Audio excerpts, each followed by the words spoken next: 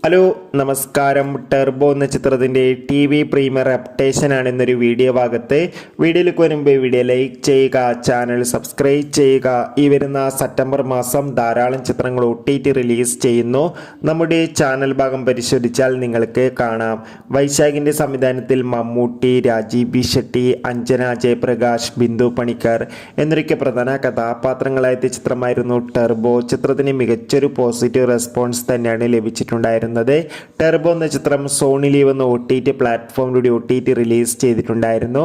എല്ലാ സിനിമാ പ്രേമികളും ഒരേപോലെ ചിത്രത്തിന്റെ TV പ്രീമിയറിനായി കാത്തിരുന്നു. ചിത്രത്തിന്റെ സാറ്റലൈറ്റ് അവകാശങ്ങൾ സി കേരളം എന്ന ചാനലാണ് സ്വന്തമാക്കിയിട്ടുള്ളത്. ചിത്രം ഇന്ന് ഉത്രാട ദിനത്തിൽ വൈകുന്നേരം 6:30 സി കേരളം എന്ന ചാനലിലൂടെ സംപ്രേഷണം ചെയ്യുമെന്ന് കൺഫേം ആക്കിയിട്ടുണ്ട്.